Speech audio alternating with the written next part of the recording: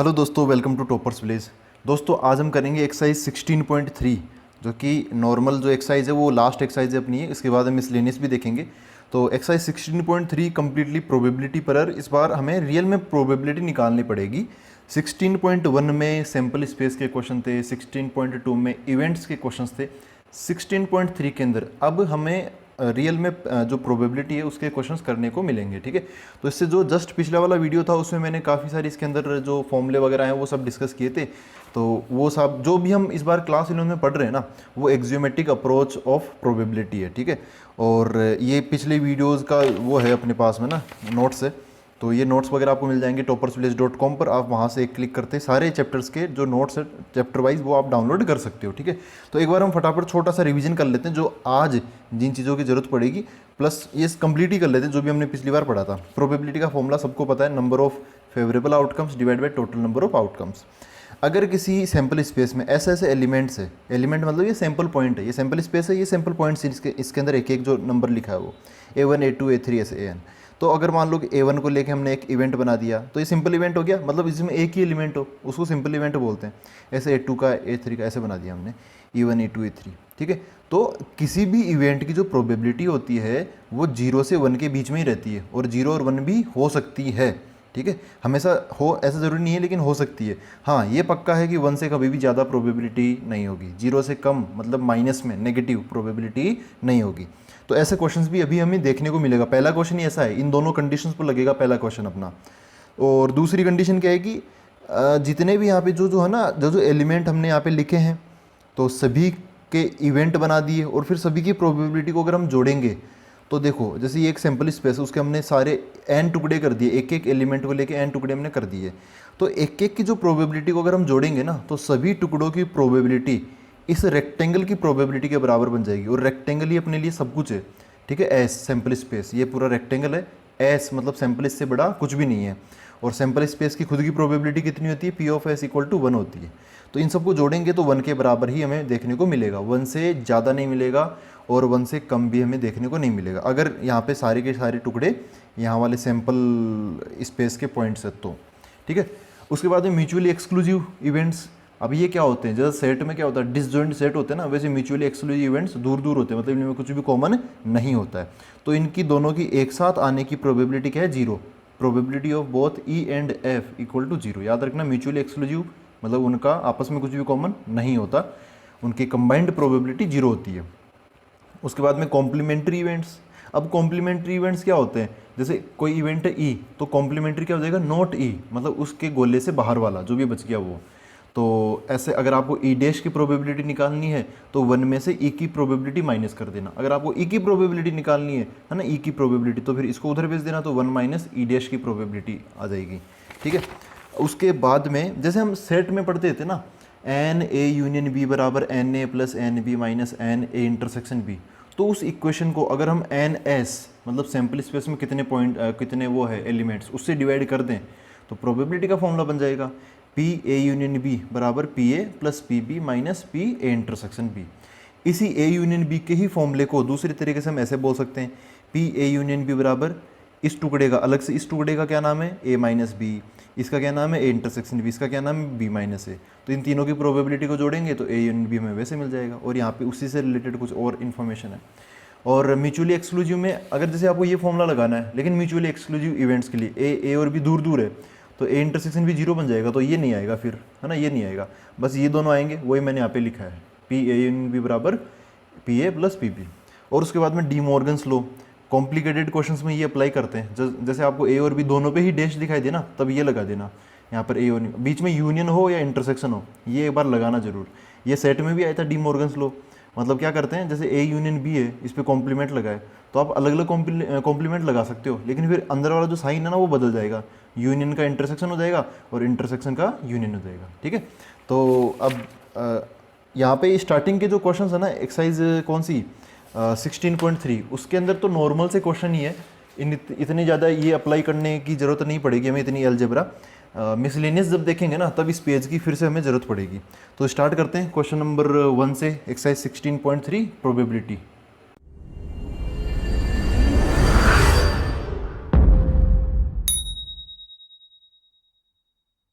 तो देखो दोस्तों, क्वेश्चन नंबर 1 ये है एक्सरसाइज 16.3 का। यहाँ पे थोड़ा मिट किया तो मैंने अलग से लिख दिया।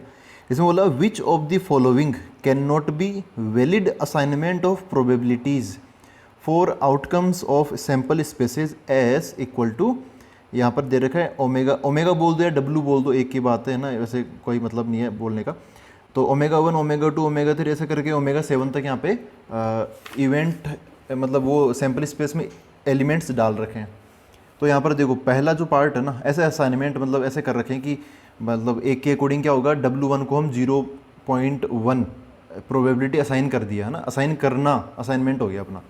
तो ऐसे यहाँ पे A B C ऐसे कई अलग अलग ऑप्शन है। जैसे आप देखते ही कई चीज़ें तो मिटा सकते हो कि भाई देखो ये प्रोबेबिलिटीज़ है, यहाँ पे जो डेटा लिखा है ना ये प्रोबेबिलिटीज़ है। तो जैसे -0.1 इसकी ये प्रोबेबिलिटी हो ही नहीं सकती। क्यों? क्योंकि 0 से नेगेटिव तो कभी हो ही नहीं सकती ना, जो जैसा कि हमने अभी देखा कि ये दो कंडीशंस आपको लगानी है, कंडीशंस ये और ये, कि प्रोबेबिलिटी हमेशा 0 से 1 के बीच में, और सभी प्रोबेबिलिटीज़ का जो सम होगा वो कितना होगा, 1 के बराबर होगा। ठीक है, तो 1 बाई 1 एक एक पर हम अप्लाई करते हैं। जो ये दोनों कंडीशंस एक साथ सेटिस्फाई नहीं करेगा वो क्या हो जाएगा, डिसक्वालीफाई हो जाएगा। तो सबसे पहले ए पर आते हैं। ठीक है, ए देखते हैं। तो मैं लिखूँ इससे बढ़िया कि मैं यहाँ पे आपको बता ही देता हूँ। देखो ए पर क्या है, ये 0.1, 0.01, 0.05। तो यहाँ पे जो कुछ भी ए पार्ट के अंदर लिखी हुई है ना प्रोबेबिलिटीज़, वो सब की सब ये वाली ये जो है ना, ये पी ओमेगा आई बोल देता हूँ। यहाँ पे इन सभी की वैल्यू 1 से 0 के बीच में है। ठीक है, probability of omega I is greater than equal to 0 but less than 1 है कि नहीं है। यहाँ पे सारे नंबर देखो, ये 0 सब 0 से बड़े हैं और सब के सब 1 से क्या हैं, छोटे हैं। तो ये वाली कंडीशन तो सेटिस्फाई करते हैं। क्या अब ये दूसरी वाली कंडीशन सेटिस्फाई करेंगे? मतलब दूसरी वाली क्या है, अगर मैं इन सभी को जोड़ूं तो आंसर क्या एग्जैक्टली 1 के बराबर आ जाएगा। तो देखो इनको जोड़ के देखते हैं। तो मतलब सभी को जोड़ने का मतलब पी ओमेगा 1 फिर पी ओमेगा 2 ऐसे करते करते लास्ट में क्या आ जाएगा, पी ओमेगा 7। यहाँ पे 7 तक है ना, तो सभी को जोड़ेंगे तो आंसर कितना आना चाहिए, 1 आना चाहिए। तो खैर जोड़ के देखते हैं कि कितना 1 आएगा या नहीं आएगा। तो इन सबको मैं शॉर्ट फॉर्म में ऐसे बोल दूँ, समेशन ऑफ पी ओमेगा आई, है ना, क्योंकि पी ओमेगा 1 इनमें बदल क्या आ रहा है, नीचे वाला ये 1 2 3 यही तो बदल रहा है। तो आई की वैल्यू क्या हो जाएगी, 1 से लेकर 7 तक हो जाएगी। और ये हमने कई बार देख चुके हैं इसको, इसकी टेंशन नहीं है। तो यहाँ पर जो जो प्रोबेबिलिटीज़ है ना, सबको मैं जोड़ के लिख देता हूँ। क्या बनेगा देखो, मेरे पास है डेटा, ये बन जाएगा 0.1 फिर 0.01 फिर 0.05 प्लस 0.03 प्लस 0.01 प्लस 0.2 प्लस 0.6।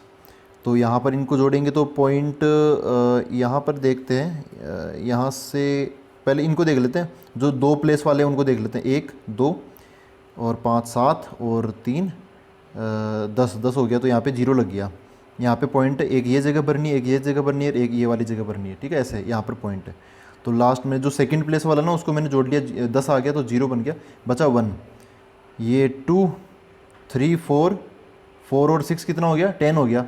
तो 0 यहाँ पर आ जाएगा और 1 यहाँ पर आ जाएगा। तो मतलब सभी को जोड़ने पर समेशन ऑफ पी ओमेगा आई, सभी को जोड़ने पर आंसर कितना आ रहा है, 1 आंसर आ रहा है। इसका मतलब दूसरी वाली कंडीशन भी सेटिस्फाई करता है, पहली भी करता है और दूसरी भी करता है। इसका मतलब यहाँ पर जो असाइन किया है हमने वो क्या है, करेक्ट है। यहाँ पे क्या बोलना है हमें, विच of the following can not be valid. अच्छा, वैलिड है कि नहीं वो बताना। तो ये क्या हो जाएगा, दिस इज़ वैलिड। पार्ट 1 क्या हो जाएगा, वैलिड हो जाएगा। ऐसे पार्ट बी देखते हैं।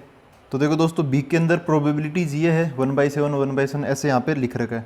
तो देखो यहाँ पे जो भी 1/7 है, कोई सा भी आप उठा लो ना, पी ओमेगा आई, भले आप पी ओमेगा 1 देख लो या पी ओमेगा 2 देख लो, मतलब कोई सी भी ले लो। तो ये इसको जनरली ऐसे बोल सकता हूँ मैं।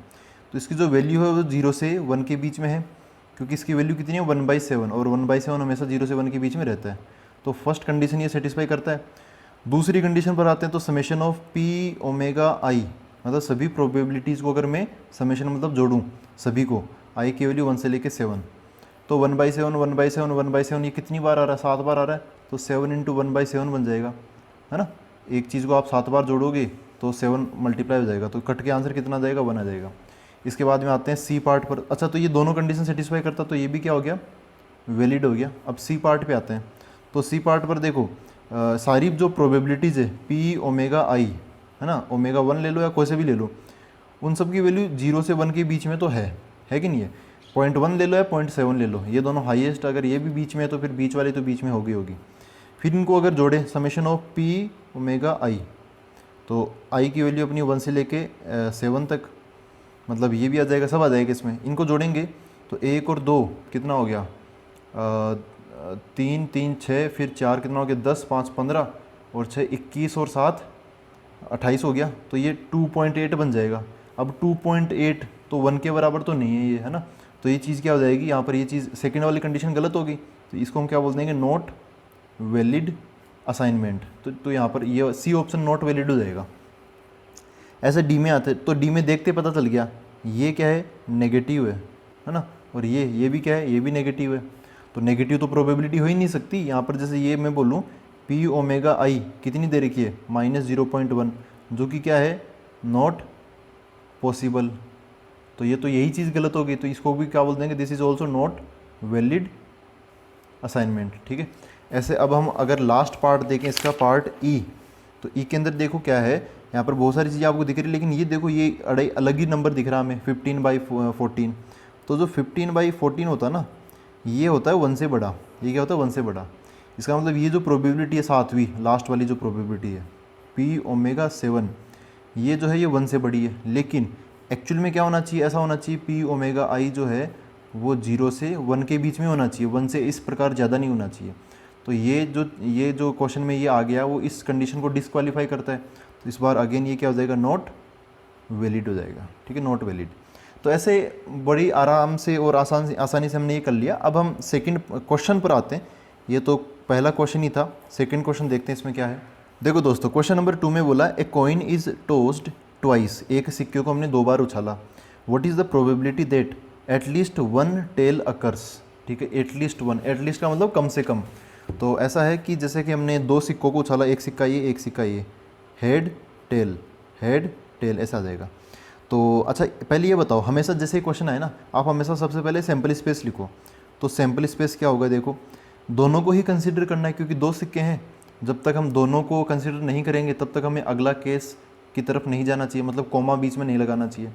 तो इसका हेड आ गया, इसका भी हेड आ गया, तो एच अब कोमा लगाओ आप, फिर एच टी आ गया, फिर टेल हेड आ सकता है तो टी एच आ सकता है, और लास्ट में टी आ सकता है। अच्छा क्वेश्चन में क्या बोला है, probability that at least 1 tail occurs. तो यहाँ पे मैं पी के अंदर डाल देता हूँ एट लीस्ट 1 टेल अकर्स। तो वो अकर्स को मैं नहीं लिख रहा, मतलब अकर्स मतलब गेट है ना, प्राप्त करना ऐसे। तो एटलीस्ट 1 टेल, देखो इसके अंदर कौन कौन आएगा। तो नीचे की तरफ तो टोटल केसेस आते हैं, टोटल केसेस। तो यहाँ पे कितने केसेस, 1 2 3 4 केसेस, तो नीचे की तरफ 4 आ जाएंगे। एटलीस्ट 1 टेल का मतलब क्या है कि कम से कम 1 टेल आए। तो इसमें कितने केस हो जाएंगे, 3 हो जाएंगे। कौन से, इसमें 1 टेल आ रहा है, इसमें 1 टेल आ रहा है, इसमें 2 टेल आ रहे हैं, तो कम से कम 1 तो आ ही रहा ना इसके अंदर। तो ये 3 क्यों, कौन से हैं, एच टी एच वाला आ जाएगा और टी वाला आ जाएगा। ये एच वाला वो यहाँ पर नहीं आएगा, क्योंकि उसके अंदर तो एक भी टेल नहीं है, एटलीस्ट 1 तो आना चाहिए था। तो इसकी प्रोबेबिलिटी क्या हो जाएगी, 3/4 हो जाएगी दूसरे क्वेश्चन में। अब देखते हैं हम तीसरा क्वेश्चन। तो देखो दोस्तों, क्वेश्चन नंबर 3 में बोला a die is thrown, find the probability of following events. इनकी प्रोबेबिलिटी हमें निकालनी है।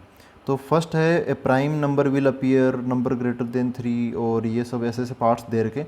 तो इनको 1 बाय 1 हम करते चलेंगे, पढ़ते चलेंगे। तो देखो क्या है, थर्ड क्वेश्चन में एक डाई को उछालना है, तो सबसे पहले क्या करना है, एक सैम्पल स्पेस लिखना है। तो सैम्पल स्पेस लिखते हैं, सैम्पल स्पेस में सब आ जाते हैं सारे के सारे। तो क्या क्या आ सकता है यहाँ पे, 1 आ सकता है, 2 3 4 5 6, है ना, ये सब आएंगे यहाँ पर।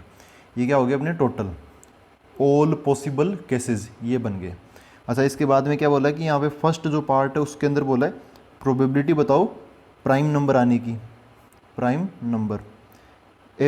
नंबर विल अपीयर, ऊपर की तरफ एक प्राइम नंबर आएगा, तो इसकी प्रोबेबिलिटी क्या है। तो नीचे की तरफ तो देखो कितने केसेस है, 6 है ना, तो नीचे की तरफ तो 6 आएगा। नीचे की तरफ क्या आएंगे, टोटल 6 केसेस। ऊपर की तरफ क्या आएगा, जो प्राइम नंबर है वही आएगा, क्योंकि हम प्राइम नंबर चाहते हैं। तो अपने लिए फेवरेबल क्या हो गया, प्राइम नंबर। अब प्राइम नंबर कौन कौन से हैं, 2 है, 3 है एंड 5 है। 1 एक स्पेशल नंबर होता है, प्राइम नहीं, कुछ भी नहीं बोलते, ना प्राइम ना कॉम्पोजिट। 4 प्राइम नंबर नहीं होता, कॉम्पोजिट होता है। 6 एक कॉम्पोजिट नंबर होता है। तो बच गए कौन, 2 3 5। तो 3 केस बच गए ना, ये 3 कौन से हैं, 2 आ जाएगा, 3 आ जाएगा और 5। इन तीनों के नाम के अकॉर्डिंग यहाँ पर क्या आ गया, 3 आ गया। तो 3/6 आंसर कितना आ गया, 1/2 आ गया। तो ये अब देखते हैं सेकंड पार्ट। सेकंड पार्ट में क्या बोला है, probability A number greater then और इक्वल टू 3 विल अपीयर। देखो नंबर ग्रेटर देन और इक्वल टू 3 मतलब 3 के बराबर या उससे बड़ा कोई नंबर आ सकता है। तो या फिर इसको मैं ऐसे बोल देता हूँ, number greater than equal to 3, है ना, ऐसे बोल दिया क्वेश्चन के अकॉर्डिंग, मैंने ऐसे बोल दिया इसको। तो कौन कौन आएगा आप देखो, नीचे की तरफ तो 6 आएगा, दिस इज़ टोटल, तो इसको तो हम बदल नहीं सकते। अच्छा ऊपर की तरफ 3 या 3 से ज़्यादा, 3 के बराबर है 3 आ जाएगा, और ज़्यादा है तो 4, 5, 6 ये भी आ जाएंगे। तो कितने नंबर आ गए, 4 नंबर आ गए, 4। तो ये 4 किसकी वजह से आया, 3 आ सकता है, 4 आ सकता है, 5 आ सकता है, 6 आ सकता है। तो टोटल कितने केस हो गए, 4 केसेस हो गए, उसकी वजह से यहाँ पे 4 आया। तो 2 से कट जाएगा तो ये 2/3 बच जाएगा। थर्ड पार्ट अगर हम देखें तो थर्ड पार्ट में देखो क्या बोला है, ए नंबर लेस देन और इक्वल टू 1 विल अपीयर। अच्छा 1 के बराबर या उससे कम कोई नंबर आना चाहिए। तो इस बार प्रोबेबिलिटी ऑफ जो नंबर है वो अपना लेस देन इक्वल टू 1 ऐसे होना चाहिए। तो नीचे की तरफ तो 6 आएगा क्योंकि टोटल है, ऊपर की तरफ 1 आ जाएगा, क्यों, क्योंकि इस बार 1 ही हमें देखने को मिलेगा। देखो 1 के बराबर या 1 से छोटा, तो पहली बात तो 1 से छोटा तो कुछ होगा ही नहीं, तो 1 के बराबर ही हो सकता है क्योंकि यहाँ पे 1 है, बाकी सब तो बड़े लोग हैं, तो 1 ही आएगा। और ये 1 क्यों आया, क्योंकि अपने पास में जैसे हमने सेट बनाया ना इवेंट का, तो उसमें एक ही एलिमेंट आया, कौन सा, 1। तो एक ही एलिमेंट आया इसलिए यहाँ पे 1 आया, तो 1/6 इसकी प्रोबेबिलिटी हो जाएगी। अब देखते हैं फोर्थ पार्ट। तो फोर्थ पार्ट में देखो क्या बोला है, a number more than 6 will appear. देखो मोर देन 6 बोला है, 6 के इक्वल भी नहीं बोला इस बार। तो probability of number more than 6 मतलब ग्रेटर देन 6। तो देखो 6 के बराबर होता तब तो मान लेते हैं, लेकिन 6 से क्या है ज़्यादा, तो 6 से ज़्यादा 7, 8, 9 वो आना चाहिए, मतलब वो चाहते हैं कि वो आए, लेकिन यहाँ पे तो अवेलेबल ही नहीं ना, तो कहाँ से आएगा। तो इस बार क्या हो जाएगा, 0 हो जाएगा। तो 0/6 क्योंकि ऐसा कोई नंबर ही नहीं है यहाँ पे, ऐसा कोई नंबर ही नहीं है जो कि क्या हो, ग्रेटर देन 6 हो, है ना, ऐसा कुछ भी नहीं है, इसलिए यहाँ पर 0 केस बन जाएंगे। तो फेवरेबल केसेस 0 /6, तो आंसर क्या आ जाएगा 0। अच्छा जिसकी प्रोबेबिलिटी 0 होती है ना उसको हम क्या बोलते हैं, इम्पॉसिबल इवेंट। क्या बोलते हैं उसको, इम्पॉसिबल इवेंट बोलते हैं। तो यहाँ पे जो 6 है ना वो क्या बन जाएगा, इम्पॉसिबल इवेंट। अब देखते हैं हम फिफ्थ पार्ट। तो दोस्तों इसके अंदर फिफ्थ पार्ट में क्या बोला है, a number less than 6 will appear. 6 से छोटा, अभी भी बराबर तो नहीं बोला, तो यहीं पे कर लेते हैं फिफ्थ पार्ट।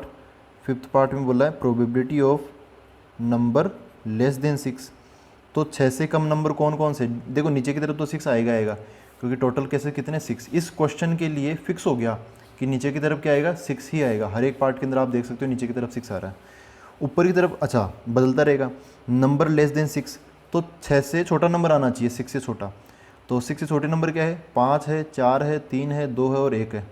तो कितने नंबर हो गए अपने पास में, 5 नंबर हो गए, तो यहाँ पे 5 आ जाएगा। ठीक है, ये 5 किसकी वजह, नीचे की तरफ तो टोटल है, समझ गई।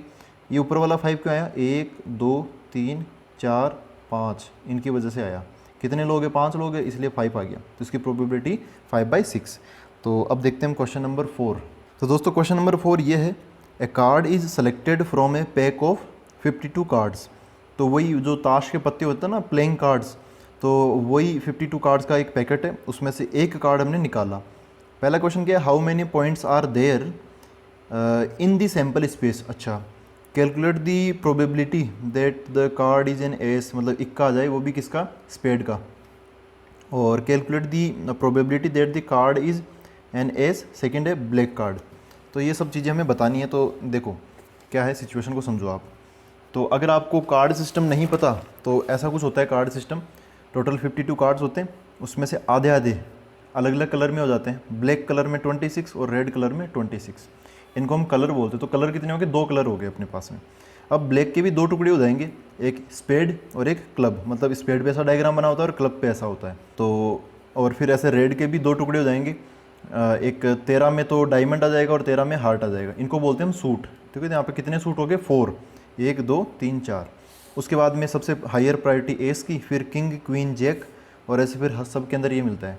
अच्छा तो अच्छा इनको जो किंग क्वीन जैक होता है ना, फिर डायग्राम बना होता है, तो इनको हम बोलते हैं फेस कार्ड्स। और अगर इनके साथ में अगर हम एस को भी रख लें तो इन ये कितने हो गए, 4 इसमें, 4 इसमें, ए के क्यू जे, ए के क्यू जे, ऐसे 4 4 4 कितने हो गए 16। इनको बोलते हैं हम ऑनर कार्ड्स, है ना, ए के क्यू जे वाले। और बाकी जो नीचे की तरफ होते हैं क्या, नंबर कार्ड्स, वो टोटल 36 होते हैं। तो ऐसे मिलकर टोटल बनते हैं अपने पास में कितने, 52 कार्ड्स। तो अभी यहाँ पर क्वेश्चन में क्या बोला है कि जो फर्स्ट पार्ट है उसमें बोला how many points are there in the sample space. जब आप 52 कार्ड्स में से एक कार्ड निकालते हो तो वो एक कार्ड कुछ भी हो सकता है ना, वो एक कार्ड कुछ भी हो सकता है। ये जो है a card is selected from 52 cards, तो ये कार्ड कुछ भी हो सकता है। यहाँ पर कोई सा भी जो कार्ड है वो आ सकता है। मतलब ये है कि any one of the 52 cards can come here. यहाँ पर जो एक कार्ड हम निकालेंगे ना, वहाँ पर इन 52 कार्ड्स में से कोई सा भी कार्ड आ सकता है। नॉर्मल सी बात है, अपने पास में समझो कि 52 कार्ड्स, आपको एक कार्ड निकालना है तो वो कार्ड कोई सा भी हो सकता है ना। ऐसा थोड़ी कि भाई वो एक का ही होगा या फिर वो ब्लैक कलर का ही होगा, वो कोई सा भी हो सकता है, 52 में से कोई सा भी आ सकता है। तो यहाँ से अपना क्या बन जाएगा, फर्स्ट पार्ट का आंसर बन जाएगा जो सैम्पल स्पेस है, जो सैम्पल स्पेस है इसके अंदर क्या हो जाएगा, ये हो जाएगा सेट ऑफ ऑल कार्ड्स। ठीक है, सेट ऑफ ऑल कार्ड्स। तो अब देखो इसका मतलब समझो, इसका मतलब ये नहीं कि सारे कार्ड ही आ जाएंगे, हमें तो एक कार्ड निकालना है। तो आप ऐसे कंफ्यूज मत होना कि यार 52 कार्ड ही कैसे ले लेंगे, नहीं। एक्चुअली सैम्पल स्पेस में सभी पॉसिबल जो होते हैं सभी की लिस्ट होती है। पॉसिबल जो कार्ड्स हम निकाल सकते हैं ना उनकी लिस्ट होती है। तो पॉसिबल तो कोई सा भी हो सकता है ना, एनी वन ऑफ होगा एक ही, लेकिन कोई सा भी हो सकता है ना, मतलब कोई सा भी हो सकता है। जो स्कोप है वो तो सभी के अंदर है, तो वो स्कोप ही यहाँ पे हम लिखते हैं। पॉसिबल जो हो सकते हैं वो आएगा तो एक ही, वो तो सबको पता है, एक ही निकालना तो एक ही मिलेगा हमें, लेकिन पॉसिबल तो सब है ना। तो क्या हो जाएगा यहाँ पर, जो नंबर ऑफ एलिमेंट्स है या फिर नंबर ऑफ जो पॉइंट्स है, सैम्पल पॉइंट बोलते हैं, तो वो कितने हो जाएंगे, टोटल 52 ही हो जाएंगे। ठीक है, अब देखते हैं हम इसका सेकंड पार्ट। तो सेकंड पार्ट में क्या बोला, कैलकुलेट दी प्रोबेबिलिटी दैट, हाँ ये प्रोबेबिलिटी निकालनी की एस आए, वो भी किसका, स्पेड का, स्पेड का इक्का है। तो स्पेड मतलब क्या, यहाँ पर देखो ये स्पेड है ना, हुकुम बोलते हैं इसको। तो इसका इक्का मतलब ये वाला इक्का आ जाए। तो ऐसे कितने इक्के हैं जो कि स्पेड के हैं, तो एक ही है ऐसा इक्का। तो इस बार क्या होगा, प्रोबेबिलिटी में नीचे की तरफ देखो, सैम्पल इसमें से तो कितने हैं, टोटल 52 है। तो 52 पॉसिबल है टोटल, उनमें से एक निकालना है। और इस बार जो एस हम चाहते हैं स्पेड का, वो कितने हैं, उनकी संख्या कितनी है, उनकी संख्या एक ही है। तो यहाँ पर 1 आ जाएगा, क्योंकि यहाँ पे आप कारण लिख सकते हो, इसका रीज़न लिख देना, because there is only 1 ace of spade. अगर 2-3 एस होते तो यहाँ पे 2-3 नंबर आ जाता, लेकिन यहाँ पर एक ही है तो एक ही बन जाएगा। इसका थर्ड पार्ट में देखो क्या बोला है, C part, sorry A B C है क्वेश्चन के अंदर, मैं 1 2 3 लिख रहा हूँ। इसमें क्या बोला है, द कार्ड इज़ एस। तो इसके अंदर भी दो है, प्रोबेबिलिटी ऑफ एस बताओ और प्रोबेबिलिटी ऑफ ब्लैक कार्ड, इसकी क्या प्रोबेबिलिटी है। तो देखो इस बार इसमें तो बोला था एस ऑफ स्पेड, लेकिन यहाँ पर क्या बोला, एस ऑफ नथिंग, है ना, मैं यहाँ पे सीधा एस ही बोला है। इसका मतलब देखो यहाँ पर इक्का आना चाहिए, इक्का आना चाहिए। तो इक्का यहाँ पे है, यहाँ पे है, यहाँ पे, तो कोई सा भी आ सकता है ना यार। इस बार तो 4 पॉसिबिलिटी है, ये तो बोला नहीं कि भाई जो इक्का है वो क्लब का आना चाहिए, डायमंड का आना चाहिए, ऐसा नहीं बोला। तो कोई सा भी आ सकता है। तो इस बार क्या है, 4 पॉसिबिलिटी है, डिवाइड बाई टोटल कितनी है। जब आप एक कार्ड निकालोगे तब ये चीज़ थोड़ी देखोगे, तब तो फिर 52 आ जाएगा। तो 4/52 कितना हो गया, 1/13 आ जाएगा। अच्छा इस बार क्या है, ब्लैक कार्ड। तो नीचे की तरफ तो देखो सभी क्वेश्चंस के अंदर 52 आएगा ही आएगा, लेकिन अब क्या बोला, ब्लैक कार्ड। तो इसके वाले यहाँ पे जो भी लिखा होता है उसके बारे में हम ऊपर में सोचते हैं, और नीचे की तरफ तो टोटल आएगा ही आएगा। तो ब्लैक कार्ड कितने हैं ये देख लो। तो देखो 52 में 26 ब्लैक कार्ड होते हैं और 26 रेड होते हैं। तो यहाँ पर क्या आ जाएगा, 26 आ जाएगा। तो 26/52 1/2 इसका आंसर बन जाएगा। ठीक है, तो ऐसे कार्ड के सिस्टम, अगर आपको कार्ड सिस्टम पता है ना, तो कार्ड के सारे क्वेश्चन आप आसानी से कर सकते हो, मतलब आसानी नहीं, बहुत आसानी से कर सकते हो। तो अब हम देखते हैं क्वेश्चन नंबर 5। देखो दोस्तों, क्वेश्चन नंबर 5 में बोला है a fair coin with 1 marked on 1 face and 6 on the other. तो एक सिक्का है, वैसे सिक्के पे जनरली हेड और टेल होता है। तो यहाँ पर क्या है कि हेड और टेल नहीं है, समझो कि हेड की जगह क्या आ गया, 1 लिखा हुआ है ना, एक तरफ 1 लिखा हुआ है, और जो टेल है उसकी तरफ समझो कि क्या लिखा हुआ है, 6 लिखा हुआ है। और उसके बाद में क्या बोला है, and a fair die are both tossed. Fair die मतलब वो तो डाई जो हम नॉर्मल होती है, डाई मतलब पासा, जिस पे 1 2 3 4 5 6 ऐसे नंबर लिखे होते हैं। Find the probability that the sum of numbers that turn up is, first part में है 3 आ जाए सम, या फिर सेकंड पार्ट में है 12 आ जाए सम। तो देखो क्या है, ऐसा समझो, अभी मैं आगे एक्सप्लेन करता हूँ इसको। एक कॉइन है जिस पे 1 और 6 लिखा हुआ ना, ऐसा समझो कि एक ऐसा अपने पास में कॉइन है, सिक्का है, तो एक तरफ 1 लिखा हुआ है, एक तरफ क्या लिखा हुआ है, 6 लिखा हुआ है। और एक डाई है, मतलब पासा है, तो उस पर तो 1 2 3 4 5 सभी 6 ऐसा सभी नंबर्स होते हैं। तब क्या बोला है कि इसकी जो वैल्यू आएगी वो है ना, इसकी समझो कि इसकी आई वैल्यू 1, और समझो कि इस पर ऊपर की तरफ जो नंबर आया वो है वैल्यू 2। तो इन दोनों को अगर हम जोड़ें, वैल्यू 1 और वैल्यू 2 को अगर जोड़ें, तो जो सम है वो कितना आना चाहिए, 3 आना चाहिए, ऐसा बोलना चाह रहा है फर्स्ट पार्ट के अंदर। और सेकंड पार्ट में क्या बोलना चाह रहा है कि जो सम है वो कितना आना चाहिए, इन दोनों का वो 12 आना चाहिए। ठीक है, तो कोई सा भी पार्ट आप अटेम्प्ट करो, कोई दिक्कत नहीं, लेकिन सबसे पहले क्या लिखो, सैम्पल स्पेस। तो सबसे पहले हमें क्या लिखना चाहिए, सैम्पल स्पेस। ये सैम्पल स्पेस जितनी भी पॉसिबिलिटीज़ है ना, सबके बारे में बता देता है।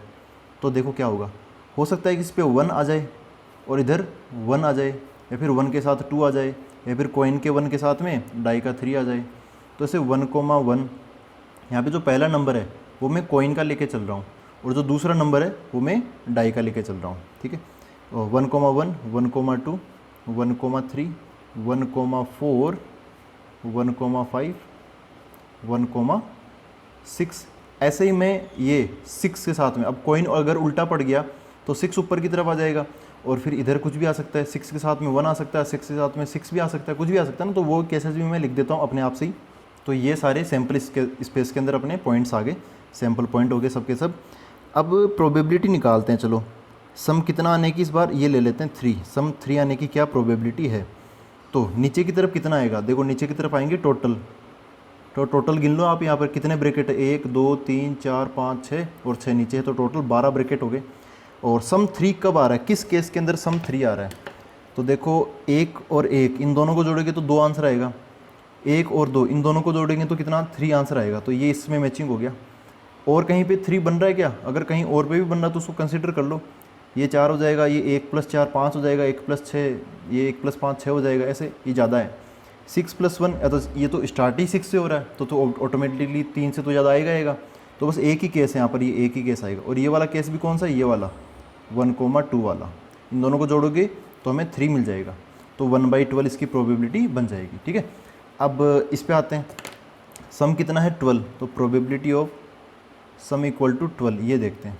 तो नीचे की तरफ तो टोटल कितने 12 लगाए ना, तो इस बार भी क्या आ जाएंगे, टोटल यहाँ पे 12 आ जाएंगे। ठीक है, ऊपर की तरफ कितने आएंगे, देखो सम आना चाहिए कितना 12, किस केस में यहाँ पे आपको 12 आता दिख रहा है, 1 + 1 ये 12 नहीं बने, ये तो छोटे हैं, 1 + 6 तक भी 12 नहीं बनेगा, फिर 6 + 1 ये भी 7 है, ये 9 बन गया, 10 बन गया, 11 बन गया, 12, तो 12 इसमें बना, 6 + 6, तो दोनों का सम कितना हो गया, 12 हो गया। तो एक ही तो केस है ना, ये केस कौन सा है, 6,6 वाला केस है ये, तो इसकी प्रोबेबिलिटी भी कितनी है, 1/12 है।